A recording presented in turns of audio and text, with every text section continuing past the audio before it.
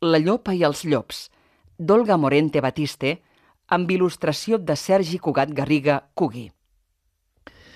S'han escrit moltes històries de llops. Diuen que els llops s'ho mengen tot. Un xaiet tendre, 3 porquets grassonets, una caputxeta vermella i fins i tot a la seva iaia. Renoi sí que en tenia de gana. Les cabretes ens diran que n'era de mentider el llop que s'enfarinava la poteta perquè pensessin que era la seva mama. I tots els animals hi firmarien en dir que el llop és el dolent dels contes. Tothom diu que els llops són molt dolents, però deixeu-me que us ho expliqui. Pot ser que fora així el que va passar ara fa més de 100 anys a Calella, al poble on jo vaig néixer. Hi havia una gosseta bonica de la raça que anomenen pastor alemany i li deien Lea. Habitava la finca del Morer, una casa a la muntanya entre Sant Pol i Calella. Un dia es va trobar un xaiet que s'havia separat del ramar. Ella el va saludar amb un gran somriure que deixà veure les seves dents blanques i brillants.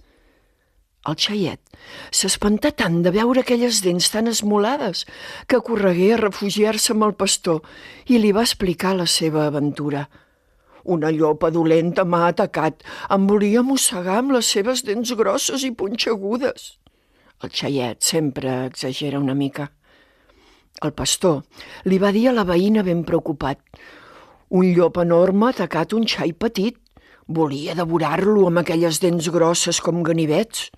El pastor sempre exagera una mica.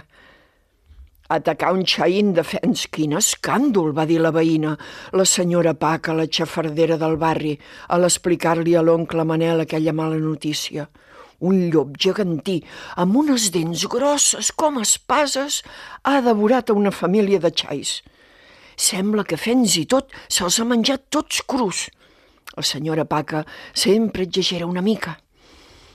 L'oncle Manel s'escandalitzà. Quin horror! Sense entretenir-se se'n va anar a la taverna a compartir aquella notícia cruel. Un llop immens, molt ferotge, amb unes dents grosses com llances, ha atacat tot un ramat de xai. No n'ha quedat viu ni un. L'oncle Manel sempre exagera una mica. L'amo de la taverna s'horroritzà. Tot un ramat, de cop? Això és intolerable.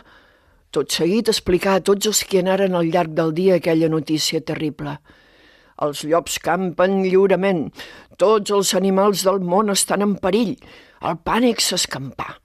Mentre els habitants cerquen un refugi, arriben a casa i ho expliquen com un reguer de pólvora es propaga la notícia.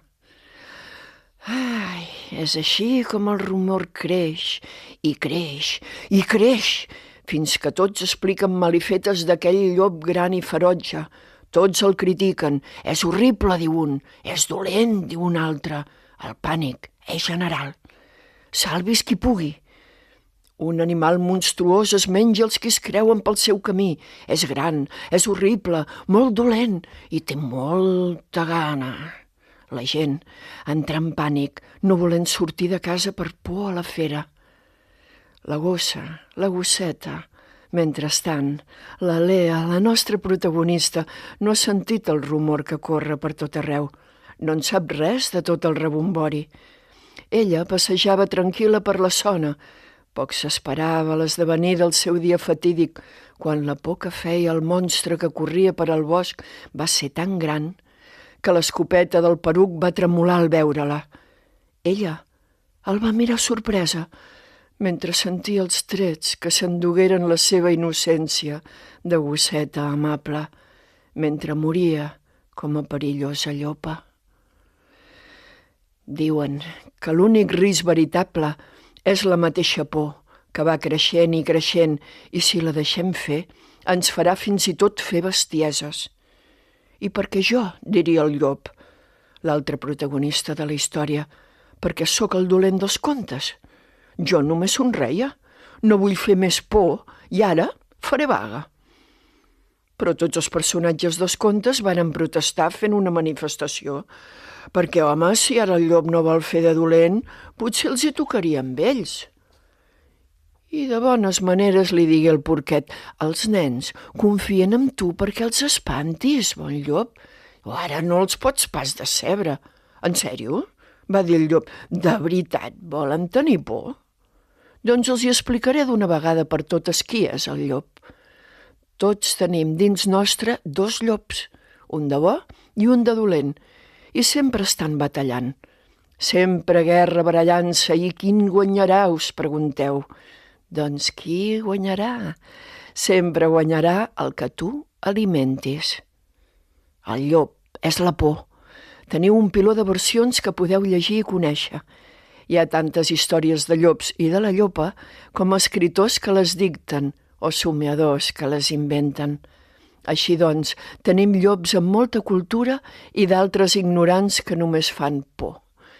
Alguns mengen xaiets i porquets i d'altres són bona gent i els conviden a sopar a la seva taula. N'hi ha que són amics dels conills i escolten els seus consells. Sabem que els llops cuiden dels seus pares i avis. Aquests són anomenats els llops savis. Ai, sí, tot plegat. No hi ha veritats ni mentides. Tot depèn del qui ho escriu, del qui ho escolta o del qui ho mira. Tu faràs el que voldràs i jo també, però jo, per al que pugui ser, poso distància amb el llop dolent i em quedo amb el llop afectuós i somrient. Aquest és el que jo trio, el que vull al meu costat, i conte contat ja s'ha acabat.